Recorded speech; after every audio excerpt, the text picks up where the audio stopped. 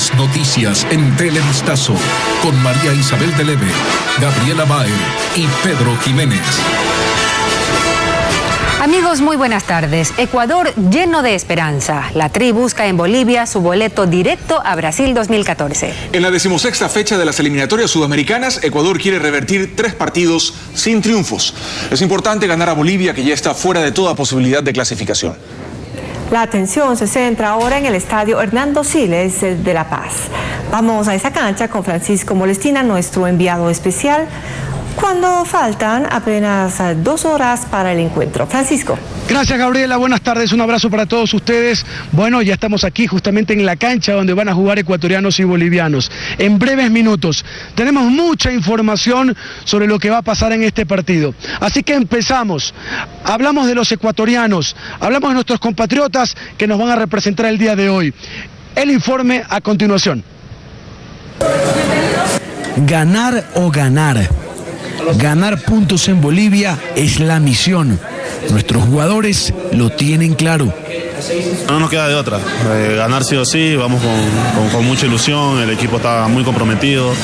Creo que se ha hecho un excelente trabajo de recuperación en estos días que tuvimos después del partido de Colombia en Barranquilla. Y nada, esperemos darle la alegría a nosotros mismos primeramente, a nuestras familias y a toda la afición que está detrás de nosotros. No podemos confiarnos. Si pensamos que es fácil, estamos equivocados. Creo que va a ser un partido difícil, complicado y nosotros tenemos que pensar en estar bien, hacer un gran partido y ganar, que es lo que necesitamos. Es una final sin duda.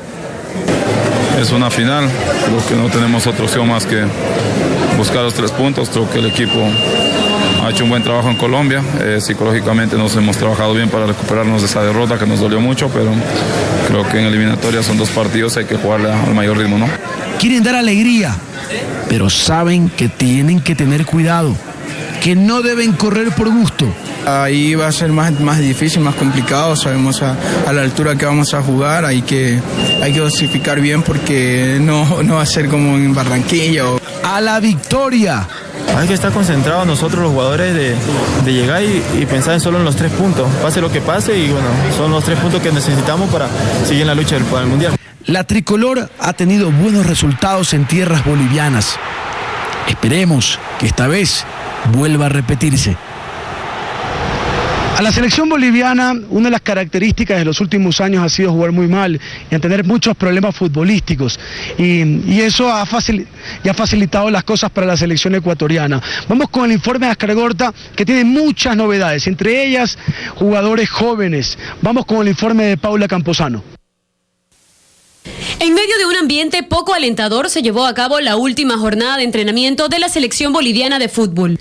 Y no es para menos, el hecho de saber que están eliminados no ayuda en la parte anímica a los jugadores, situación que se vuelve más desmotivante al conocer del poco apoyo que tendrán por parte de la hinchada local para este encuentro. En lo personal me pone muy triste pensar que la gente no vaya a apoyarnos, que no es lo que espera un jugador, no es lo que espera toda una selección, ¿no? Otra circunstancia que podría incomodar a los jugadores del plantel es la disposición del técnico Ascar Gorta en cuanto al recambio del equipo, sin duda con la intención de sustituir en lo posterior a quienes ya cumplieron un ciclo en la selección del altiplano. Puede haber hasta 5 o 6 variantes con respecto al equipo inicial en Paraguay. La ausencia más sentida en el cuadro verdiblanco sería la de su atacante Marcelo Martins, quien por un resfriado debió practicar de manera diferenciada. Su reemplazante podría ser el delantero Rudy Cardoso. Más allá del resultado de esta tarde, el colista de las eliminatorias sudamericanas espera poder sacar 3 puntos que puedan despejar en algo el ambiente gris que se ha vivido esta última semana, no solo al interior del plantel, sino en toda la nación boliviana. Ahora vamos con los 22 protagonistas, las posibles alineaciones para el día de hoy. Inmediatamente, ¿qué equipo para Ascar Gorta y qué equipo para Reinaldo Rueda? Bolivia alinearía con Rommel Quiñones en el arco. Línea de 3 defensores con Edward Centeno, Ronald Raldes y Abraham Cabrera. En el medio campo, Alejandro Chumacero y Walter Beizaga en primera línea. Como volantes por las bandas, Diego Bejarano y Marvin Bejarano. Como enganche, Pedro Azogue, dejando en el ataque a Rudy Cardoso y Juan Carlos Arce. Por su parte, Ecuador alinearía con Alexander Domínguez, que vuelve al arco tricolor. En la defensa, Juan Carlos Paredes, Jorge Guagua, Frickson Erazo y Walter Ayoví. En la mitad del campo, como volantes de marca, Segundo Castillo y Cristian Novoa, dejando para la generación de fútbol por las bandas a los veloces Antonio Valencia y Jefferson Montero. En tanto que el ataque estaría conformado por Jofre Guerrón y el retorno del goleador Felipe Caicedo. Listos los equipos para medirse en la altura. ¿Y qué se percibe, Francisco, en la afición boliviana? ¿Cómo está el clima en La Paz? María Isabel, te cuento que de seguro el ambiente está formidable en Ecuador, porque acá está muy frío. Realmente lo que anticipamos hace un rato, los malos resultados, por supuesto, han desanimado mucho los hinchas. Poco público local va a estar en el partido. Y por supuesto esperamos nosotros aprovechar eso, ¿no? El mal momento futbolístico, el ambiente que hay y que Ecuador pueda estar tranquilo y pueda hacer bien su trabajo y poder ganar el encuentro. Seguimos con más noticias, ahora contigo, Pedro. Seguro, gracias a Francisco Molestina desde el estadio donde Ecuador buscará esos 3 puntos. Y ahora vamos a tomarle el pulso a los hinchas en el Ecuador. Pues expertos y aficionados pronostican por igual un partido positivo para esta tarde en el estadio Hernando Siles de La Paz. Hay un optimismo generalizado pese a los últimos resultados de la selección ecuatoriana. Lenin Artieda visitó una zona popular de Guayaquil donde no hay espacios para la derrota. ¡Ponte la amarilla! Todos hablan de la selección. En el programa deportivo radial de mayor audiencia se analizaban los pormenores del encuentro de esta tarde allá en Bolivia. De las dudas, hablamos con Mario Canesa. Si hemos visto que no ha sido tan acertado en el tema de alinear y de leer el partido y hacer los cambios adecuados. De las potencialidades hizo referencia a Yosimar Andrade. ¿Qué nos va a presentar Bolivia? Un equipo de joven, inexperto, que van a querer hacer todo a velocidad y que para ahogarnos, y nosotros tenemos que jugar porque el fútbol empieza en la cabeza y termina en la cabeza. Y de las certezas, Manuel Adolfo Varas. Ellos no tienen nada que perder, los bolivianos. Por eso son rivales difíciles. Pero fuera de las cabinas, los aficionados al fútbol también construyen sus criterios. Este es el bastión popular y allí, a diferencia del partido anterior, todo es optimismo. Vamos a seguir adelante, Ecuador. Vamos al Mundial. Hoy nadie habla de empates, la derrota está descartada. Solo se difiere en el marcador y en quienes marcarán los goles. Vamos a ganar con 2 golazos de Felipao. No importa. Vamos Felipe, vamos Felipe. En las calles de esta popular zona de la ciudad eran pocos quienes no llevaban la camiseta. Claro, para apoyar a la selección. Ecuador, Ecuador, Ecuador. Que en el fútbol no hay razones, dicen, sino goles. Y cuentan que esos son amores. Optimismo, ya ganamos porque ganamos. Ya son pocos los minutos que faltan, ya hay una historia que amerita repetirse y un país que espera llenarse la garganta con goles y que este martes sea solo de alegrías. Y para hacer un poco de memoria, la selección ecuatoriana de fútbol ganó a Bolivia en la 6ª fecha de las eliminatorias sudamericanas. En este encuentro salió a relucir el poder goleador de Felipe Caicedo. José Vicente Ponce nos recuerda este triunfo tricolor ante los del Altiplano. 3 meses después del último partido jugado en Quito, el seleccionado ecuatoriano volvía a ser local, esta vez ante el combinado de Bolivia, último de la tabla y considerado un rival débil. Pero no fue así. Además de la férrea defensa plantada por los visitantes, los jugadores de la tricolor no tuvieron la serenidad y la precisión para vencer la portería. Jefferson Montero, Jaime Ayoví y Narciso Mina estuvieron cerca de abrir la cuenta. 0-0 concluyó la primera etapa. Avanzaba el tiempo y los aficionados se desesperaban. Incluso esporádicos avances de los bolivianos ponían suspenso en el partido. Cerca de la hora del juego ingresó Felipe Caicedo en lugar de Jaime Ayoví. Y en la tricolor hubo más movilidad y fuerza. Y precisamente una jugada con prepotencia del artillero dentro del área boliviana logra entregar el pase a Saritama. Este es detenido por un rival. El árbitro señala el punto penal. Acción para la discusión. El propio Felipao con remate de izquierda marca el que sería el gol del triunfo ecuatoriano, que volvía a hacer soñar a los aficionados con una clasificación al Mundial, ya que en la 6ª fecha la tricolor compartía la punta con Chile y seguía invicto en el escenario del Batán en la capital. Gustavo Quinteros dirigió en el 2010 a la selección de Bolivia. El técnico argentino dialogó con nuestra compañera Paula Camposano sobre los motivos del fracaso de la selección del altiplano en las últimas décadas. Gustavo Quinteros, actual técnico del Club Sport Emelec, llegó a Ecuador en julio del año pasado para dirigir al cuadro eléctrico. Antes de eso, tuvo un recorrido bastante amplio como jugador y estratega. Uno de sus retos fue estar al mando de la selección de fútbol de Bolivia en el 2010, en la que 20 años antes había actuado como jugador disputando 26 partidos internacionales. El argentino dio sus impresiones de lo que podría suceder esta tarde en La Paz. Yo tengo mucha fe de que va a ser un partido favorable para Ecuador, porque Ecuador contra Colombia lo vi bien ordenado, lo vi sólido. Si bien le faltó un poco de profundidad ofensiva, manejó muy bien la pelota. Bolivia ha sido calificada como la selección que tuvo peor rendimiento en las actuales eliminatorias, al sumar tan solo 10 unidades en 14 partidos. El técnico español Javier Ascargorta manifestó que haría cambios en todas las posiciones para enfrentar a la Tri. Según el timonel azul, esta irregularidad de juego también es condicionante en el desempeño colectivo de la Verde. El cambiar demasiado también da la sensación de que no hay un equipo totalmente consolidado, ¿no es cierto? Por ahí podés cambiar 1 o 2 jugadores que los cuidas de un partido a otro, 3 máximo, por características. Hace 20 años Bolivia no clasifica a un mundial. La última vez fue en 1994. Gustavo Quinteros explica las razones. No le dan tanta importancia o no tiene la posibilidad Bolivia de trabajar mejor en inferiores. Por eso es que Bolivia no tiene jugadores jugando en el exterior, tiene muy pocos. Eso es para mí fundamental para que el fútbol pueda evolucionar o no. Esa generación de grandes futbolistas que clasificaron al Mundial en el 94, el único en su historia, como Echeverri, Valdivieso, Ramallo, Castillo, el mismo Gustavo Quinteros, entre otros, no ha vuelto a surgir en Bolivia, un país que pide a gritos poder ser parte de la Copa del Mundo.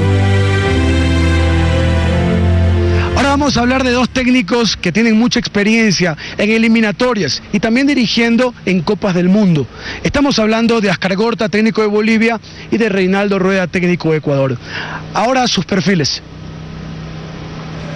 Pese a sus 56 años, Reinaldo Rueda, estratega de Ecuador, posee una vasta experiencia en su carrera como entrenador. Nació en Cali, Colombia, el 16 de abril de 1957 y también tiene la nacionalidad hondureña, entregada por el Congreso en el 2010.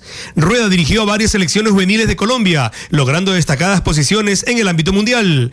Recién en el 2004 se hizo cargo del combinado de mayores, pero no obtuvo buenos resultados, quedando fuera del Mundial de Alemania 2006. 2 años después estuvo al mando de la selección de Honduras, convirtiéndose en un ídolo al clasificarla a la Copa Mundo de Sudáfrica 2010. Después de su éxito, el técnico colombiano fue contratado por Ecuador, consiguiendo importantes resultados que tienen a la tricolor a un paso del Mundial de Brasil. Por su parte, Javier Ascargorta nació en Azpeitia, España, y está a 16 días de cumplir 60 años. Es el actual técnico del seleccionado boliviano, al que ya dirigió en 1993, y 2 años después estuvo a cargo del combinado chileno. Además, Ascargorta ha dirigido a varios clubes de su país, México y Japón, pero el mayor logro del bigotón, como es conocido, fue haber llevado al primer y único mundial de fútbol a los del altiplano en Estados Unidos 1994. Tras 2 décadas, quiere enrumbar a una nueva generación boliviana que ha acumulado fracasos en el fútbol internacional, sobre todo por la dirigencia de ese país. Es un duelo de 2 técnicos mundialistas. Y en este ambiente futbolístico les contamos que Jordania ganó el paso para enfrentar por el repechaje al país que quede en las eliminatorias sudamericanas. En otras novedades, se confirmó que el árbitro argentino que dirigió el encuentro eliminatorio entre Perú y Uruguay, Patricio Lustó, no irá a Brasil 2014.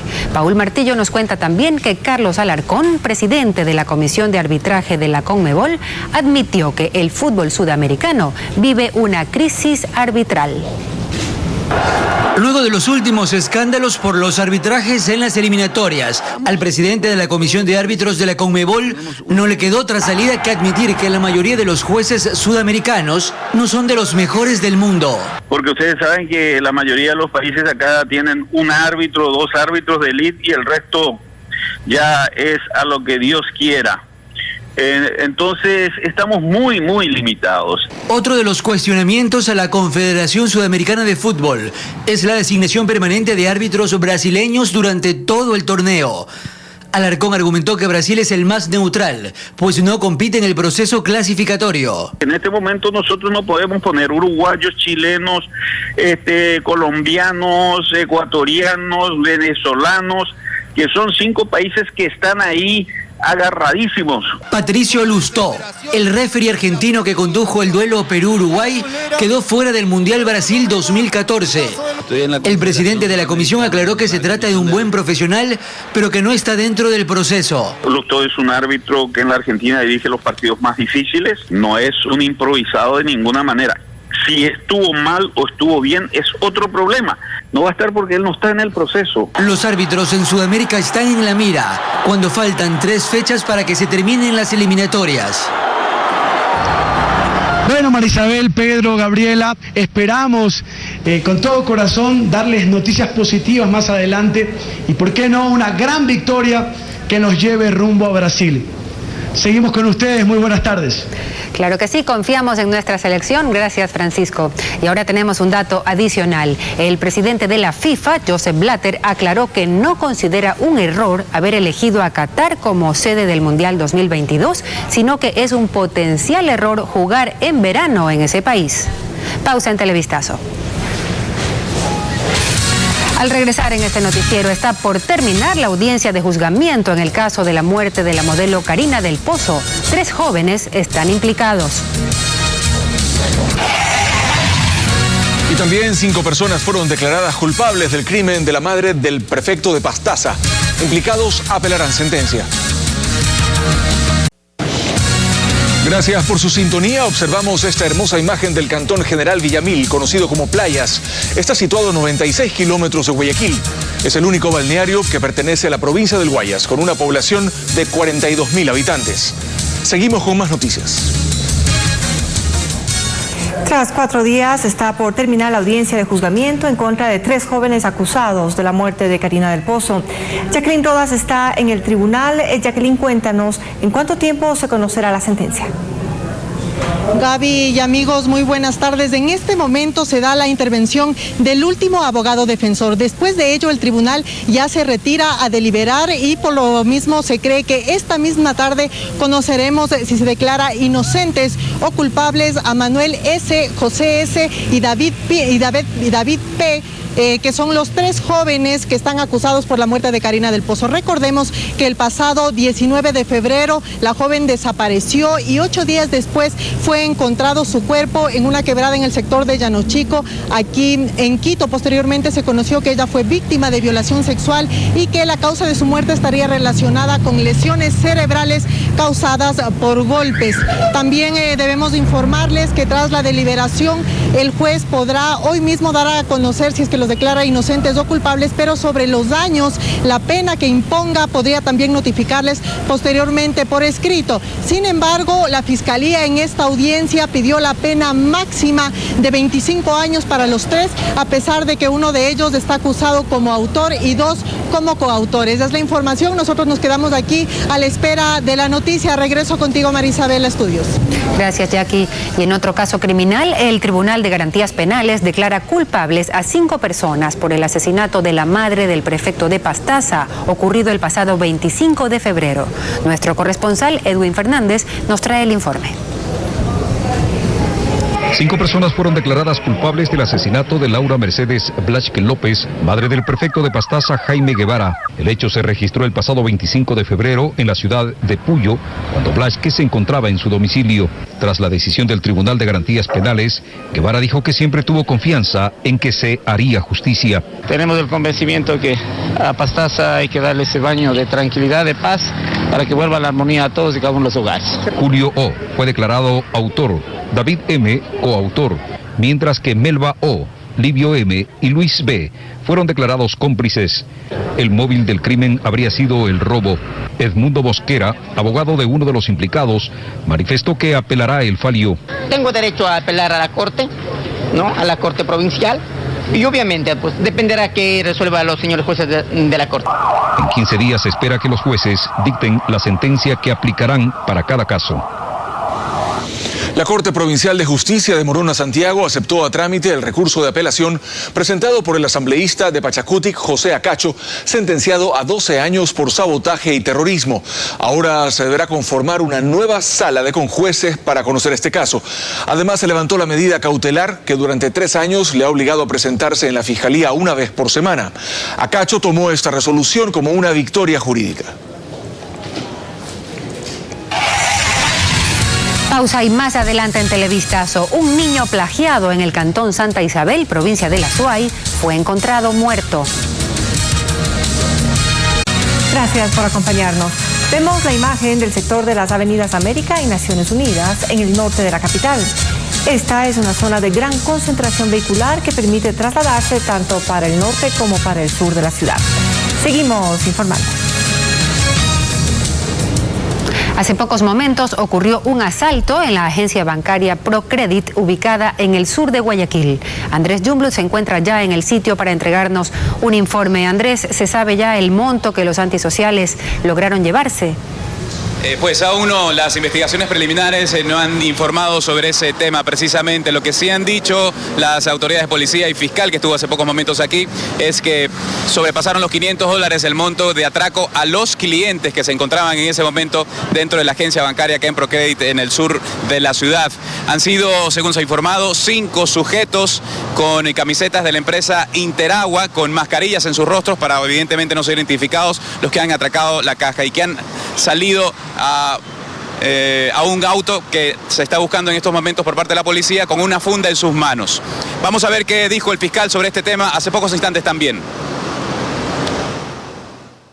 5 sujetos con apariencia de obreros de Interagua han ingresado a la agencia bancaria Procredit. Se han procedido a asaltar especialmente al dinero que se encontraba en las cajas del banco y en una parte a una cliente parece ser que también, según los videos de seguridad, le han arranchado una de sus pertenencias. Son 5 personas las que han ingresado. Estamos procediendo con las investigaciones con la policía. Justamente esas investigaciones se enfocan en estos momentos en los alrededores del sur de la ciudad para encontrar el auto en el que se transportaban estos 5 delincuentes. Las cámaras han ayudado y servido de mucho también para identificarlos y por supuesto las investigaciones continuarán para saber las responsabilidades en este nuevo atraco en la ciudad de Guayaquil, ocurrido, como le decíamos, hace pocos momentos. Pedro, tú tienes más. Seguro, gracias Andrés. En otras noticias hay consternación en el cantón Santa Isabel de la provincia de La Suay. Un menor plagiado hace más de un mes fue encontrado muerto. Hay 2 detenidos. Uno de ellos sería el autor. En el cantón Santa Isabel, a 1 hora de Cuenca, a un costado de la vía que conduce a Surupali, se encontró el cuerpo de un niño de 8 años, quien desapareció el 31 de julio cuando regresaba de su escuela. Lo último que se supo del menor es que fue abordado por un individuo en motocicleta. Hay consternación entre quienes por días lo buscaban. Pero no hemos parado día y noche, hemos caminado por todo lado, pero nadie nos dio pista. Vea dónde está. Es una impotencia que se siente al ver esto. El hallazgo del cadáver fue posible tras la detención por parte de la policía de una persona que podría ser el presunto responsable del plagio, a quien se le ordenó prisión preventiva por 90 días mientras se realiza la instrucción fiscal. Sobre el tema nos habla el fiscal Lisandro Martínez. Se encuentra, como usted sabe, privado de la libertad de una persona, otra persona con fines investigativos. Esperamos en las próximas horas pasar la audiencia. Este lunes, en su cuenta Twitter, el ministro del Interior confirmó que un pariente del niño está involucrado en el crimen. En Santa Isabel, Azuay, acabamos de encontrar los restos de un niño que fue plagiado y asesinado por su primo, tío paterno, quien extorsionaba. En otro tuit añadió: lamentamos esta tragedia en Azuay, pero ya el autor está aprehendido. No puede seguir pasando esto. Plagió a su sobrino por dinero. El cuerpo se encontró en un avanzado estado de putrefacción y según los primeros datos obtenidos de la autopsia, se habría dado por asfixia. Calculamos que el cuerpo tiene fallecido alrededor de 20 días aproximadamente.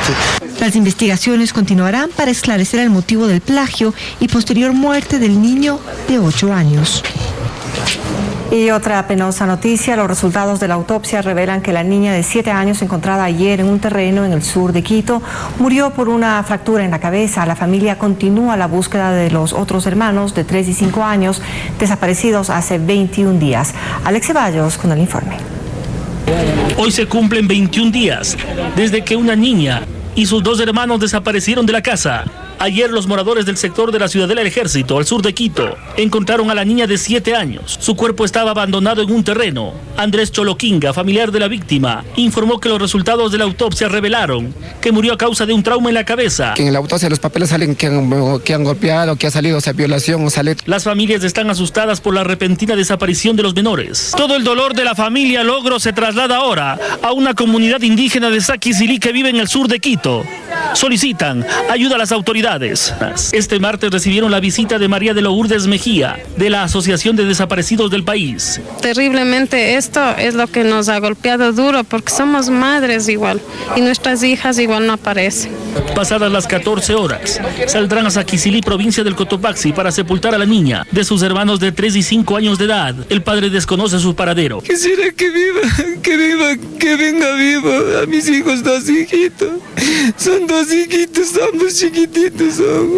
Así esperan que continúe el apoyo de la policía para la búsqueda.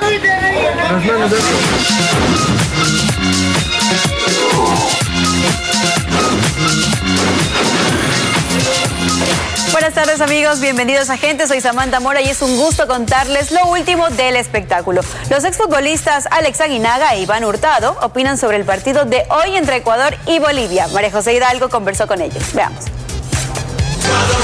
El ex capitán de la selección ecuatoriana Alex Aguinaga jugó en varias oportunidades por eliminatorias en La Paz y nos da su opinión de cara al partido Ecuador-Bolivia. Aunque es más alto que acá, pero los jugadores están adaptados a la altura, no va a tener ningún problema.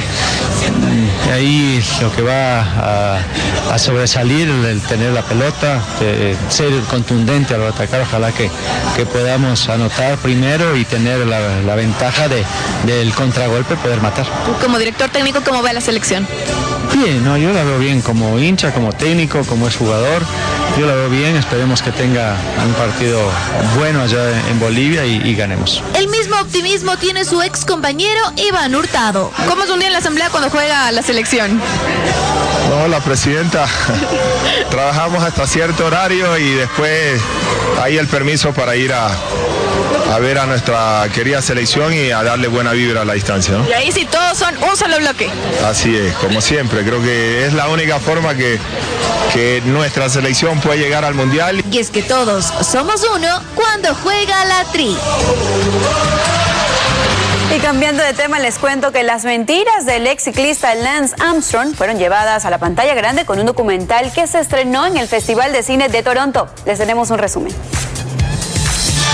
Las mentiras del ex ciclista estadounidense Lance Armstrong son reveladas en el documental que se estrenó en el Festival de Cine de Toronto. La cinta se rodó en 2009 y fue dirigida por Alex Gibney, quien tuvo acceso sin precedentes a Armstrong y su entorno. El documental se filmó antes de la caída en desgracia del deportista, quien ganó 7 títulos del Tour de Francia, que finalmente le fueron retirados tras admitir que se dopó. Por ello el nombre de este film, que muestra cómo se ideó por años una mentira para crear una persona que en realidad no existía. Por lo que en menos de 24 horas de su debut, esa producción vuelve a generar polémica sobre Lance Armstrong. Y un actor bajó 50 libras para una interpretación en una película. Beyoncé celebró su cumpleaños con un paseo de lujo y la nueva película de Dragon Ball Z causa mucha expectativa. Todo esto en Farándula al Día.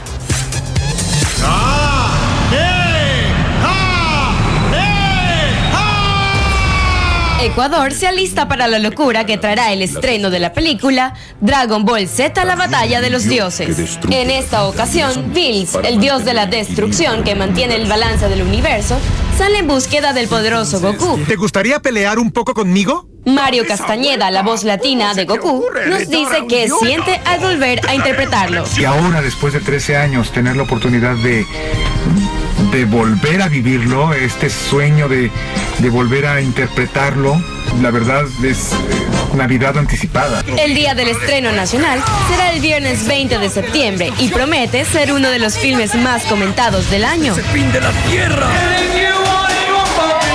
Con esta figurita, Matthew McConaughey nos robó el corazón a muchas. Y ahora luce así. Su profesionalismo lo llevó a bajar casi 50 libras para interpretar a un hombre que fue diagnosticado con VIH en los años 80 en el filme Dallas Buyers Club, que fue presentado en el Festival Internacional de Cine de Toronto. Y muchos incluso aseguran que será nominado al Oscar.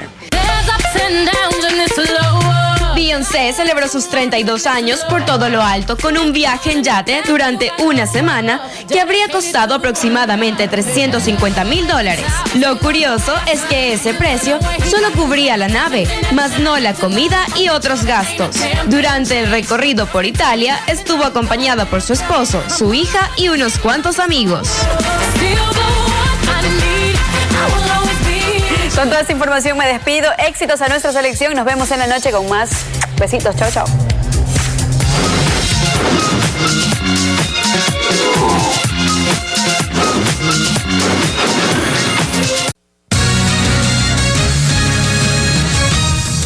Continuamos y le damos ahora un vistazo a una ciudad que se ha convertido en un pilar de la comunidad europea por su desarrollo económico, social y cultural. Hablamos de la capital de Alemania, Berlín. Con cámara en mano, Andrés Jungblut nos da una muestra de esta urbe que sigue evolucionando, pero sin olvidar su pasado. Berlín es la capital de la República Federal de Alemania y uno de los 16 estados federados de ese país. Tiene cerca de 4 millones de habitantes y muchos de ellos han sido testigos de la división, sufrimiento y dolor en el que estuvieron sumidos en la época de la Guerra Fría. Pero también han sido ellos los que convirtieron a esta ciudad en protagonista de episodios vanguardistas en materia económica y cultural. Precisamente su riqueza histórica, tangible a través de sus imponentes y monumentales muestras arquitectónicas, convierte a esta urbe en uno de los destinos preferidos por los turistas, como Ronald da Silva, de Venezuela. Ahora nos encontramos todos, todas las razas, todos los credos, venimos acá a disfrutar con los berlineses lo linda que es. O sea, el símbolo ha cambiado de la división a la unidad y la libertad. La Puerta de Brandenburgo, que significaba el ingreso a la antigua Berlín, es uno de sus referentes aprovechados también por quienes en varias esquinas entregan su talento, que en ocasiones no encuentra cabida en las grandes salas de espectáculos.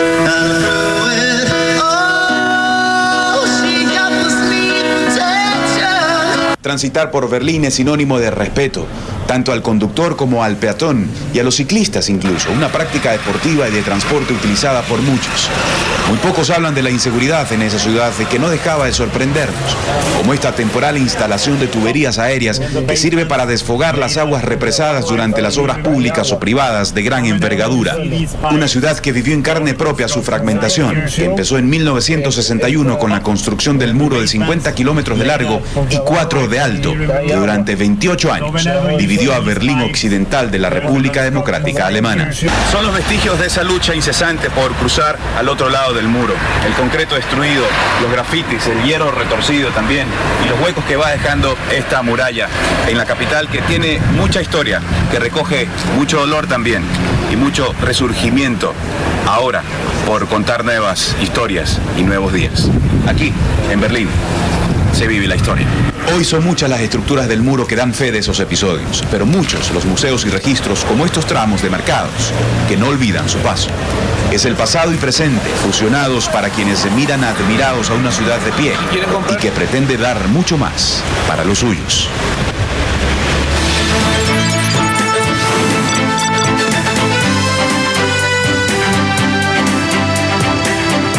Siria acepta formalmente entregar su arsenal químico para evitar una invasión extranjera en su territorio.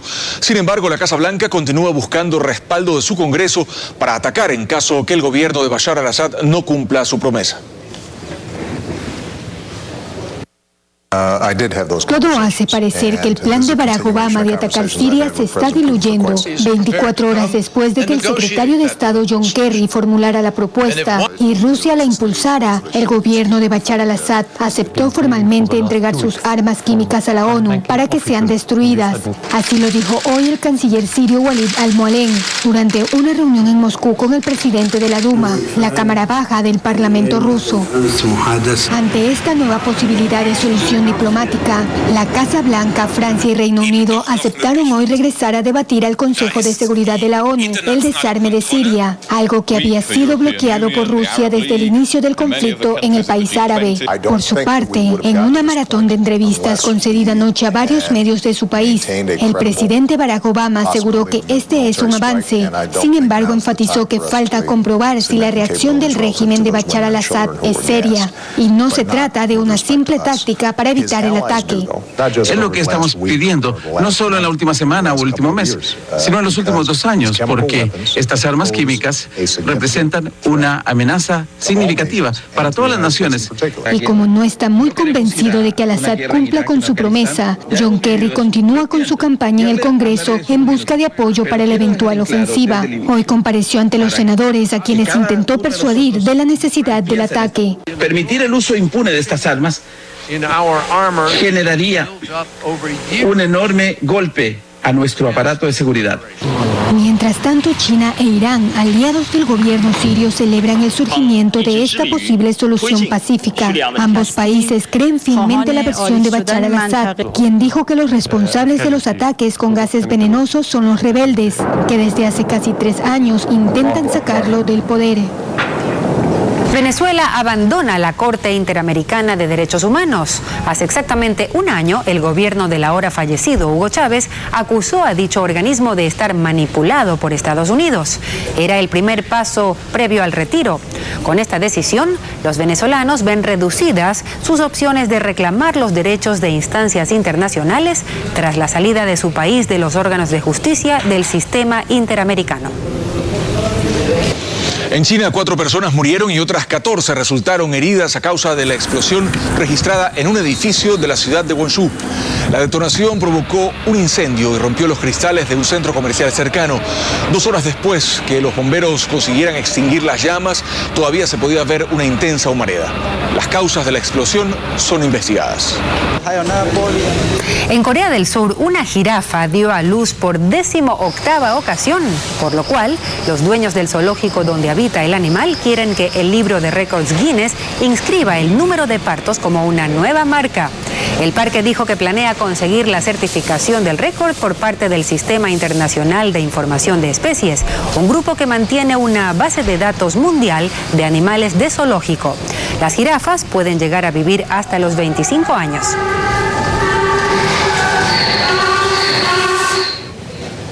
Y un perro de raza chihuahua causa furor en internet por un video en el que el pequeño Can baila al son del flamenco. En algunos momentos el perrito parece que va a caer, pero cobra fuerzas y sigue bailando por más de 1 minuto y medio. El video ha recibido ya 7 millones de visitas y más también, y sigue sumando comentarios con elogios por este talento poco usual. Ay, Caría la saluqueña, ay qué pena, Caría. La María Madea, Rosalía, no. Las llamadas falsas causan estragos en las centrales de emergencia. 2 personas fueron detenidas por una falsa amenaza de bomba en el aeropuerto de Guayaquil. María Mercedes Cuesta nos explica cuáles son las consecuencias de este tipo de llamadas. ECO 911, ¿cuál es su perfil? Una nueva falsa alarma de bomba se registró ayer en el aeropuerto José Joaquín de Olmedo de Guayaquil. Esto ocasionó el despliegue de un importante número de elementos y equipos de socorro que después de inspeccionar el interior de la terminal aérea no encontraron ningún artefacto explosivo. Nicolás Romero, gerente de la Autoridad Aeroportuaria de Guayaquil, explica los inconvenientes que generan las falsas alertas. El daño que se le hace a la compañía de aviación, que atrasa todos sus vuelos, a los pasajeros que lo molestan y al aeropuerto es tremendo. El domingo también se dio una llamada de alerta en la misma terminal aérea. Ambas fueron receptadas por el ECU 911 de San Borondón. El vicealmirante Jorge de la Torre nos cuenta que este tipo de avisos puede ser rastreado. Nosotros tenemos capacidad también como sistema de rastrear, localizar dónde se encuentra, de dónde se hace la llamada. Y esto ha permitido, lógicamente, en un caso de que nosotros ubiquemos más o menos dónde estaba la persona que hizo la llamada, se logró capturar a 2 personas que fueron las que efectivamente hicieron. Puntualiza además que con una llamada falsa se impide que una verdadera emergencia sea atendida. El tiempo que nosotros empleamos en receptar esa llamada, gestionarlo acá en el centro, quizás está siendo distraído de un valioso tiempo para atender una emergencia real que puede salvar la vida de un conciudadano nuestro. De enero a agosto de 2013, el ECU 911 de San Borondón ha recibido 23 llamadas falsas. Al momento, en la Asamblea Nacional se debate establecer sanciones más drásticas para quienes realicen este tipo de llamadas. Estas serán consideradas como una contravención de 4ª clase que contemplan multas que van desde los $1,200 hasta los $3,200. Además, una pena de 15 a 30 días en prisión. El cambio de clima afecta a la zona centro del país. En Cotopaxi, las heladas provocan pérdidas de cultivos e incremento de costos en las papas y el maíz. Nuestro corresponsal Patricio Viera nos trae el informe. Grandes extensiones de cultivos de maíz y papas se han perdido en la zona centro del país debido a la baja temperatura que se registra en horas de la madrugada y a los intensos soles durante el día. 7 días de continuas heladas han generado perjuicio a los agricultores. Germán Pantucín invirtió $3,000 en la siembra de 1 hectárea de maíz. Tenía previsto cosechar la gramínea recién en diciembre. Maízito que se cogió la helada, ahorita estamos cogiendo, así tierno. Estas imágenes corresponden a las parroquias Belisario Quevedo, Poaló, Pastocalle y Mulaló. Todas pertenecen al cantón Latacunga. Pero según el gobernador de Cotopaxi, Fernando Suárez, el fenómeno natural afectó a toda la provincia. Hay un seguro agrícola. Muchos de ellos, compañeros campesinos indígenas, no acceden por muchas veces desconocimiento. Esta situación provocó un incremento en el precio de estos productos. En los mercados, un quintal de papa Leona Blanca, que se comercializaba hace 3 semanas en $15, hoy cuesta $25.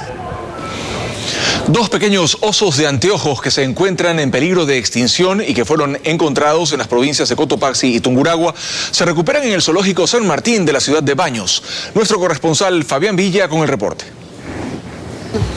En estado favorable se encuentra el pequeño oso de anteojos de aproximadamente 6 meses de edad que fue recuperado en el sector del Triunfo del cantón Patate en Tungurahua.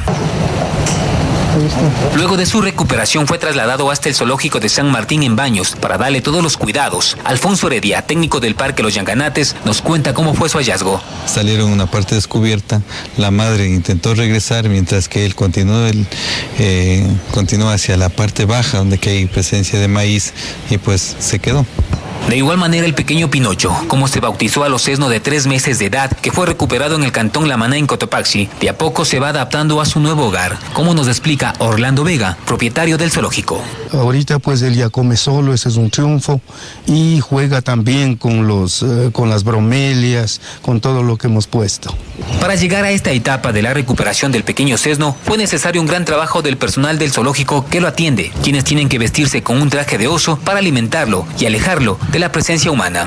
No es normal que el osito tenga un acercamiento con el humano, sino que trate de alejarse, para que en el momento en que se libere no tenga ningún problema en el momento de alejarse y que cuando vea gente no se acerque. Los 2 sesnos que al momento se encuentran en el zoológico, luego de pasar por el proceso de recuperación, serán puestos en libertad para que vuelvan a su hábitat y a disfrutar del entorno en el que nacieron.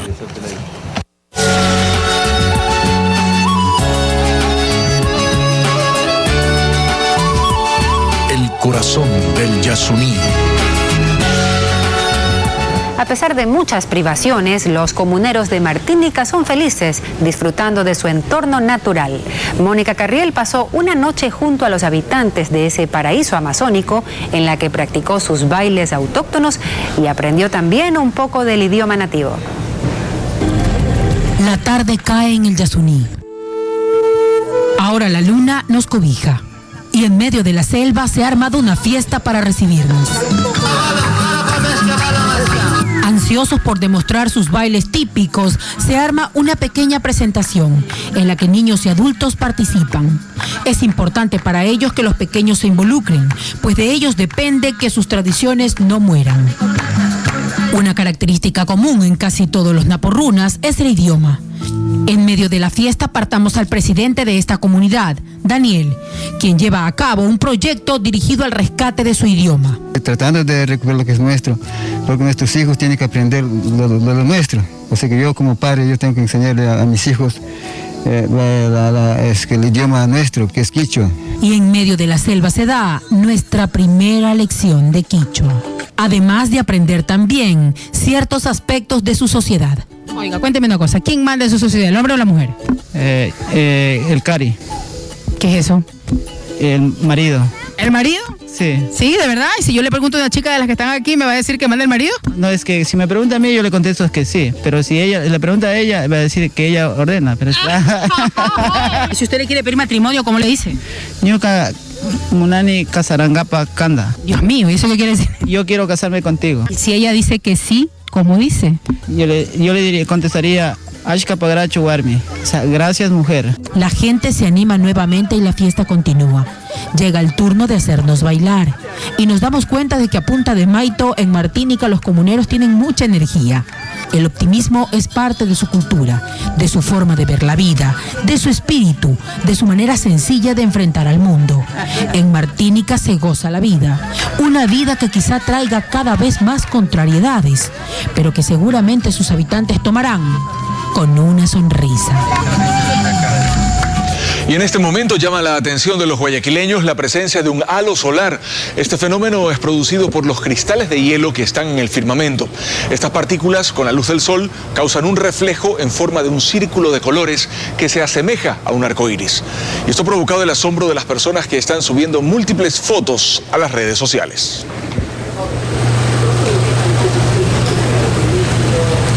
Y antes de finalizar nuestro informativo, los dejamos con imágenes de la trayectoria de nuestra selección en esta eliminatoria. Todo el país apoya a nuestros jugadores que disputarán hoy un importante partido ante Bolivia. Por supuesto, todos los detalles de este encuentro crucial los tendrá en Televistazo a las 20 horas y en la red social Twitter con el hashtag Ecuavisa Fuerza Ecuador. Gracias a todos por su atención y ojalá más tarde estemos ya celebrando una victoria tricolor. Muy buenas tardes a todos.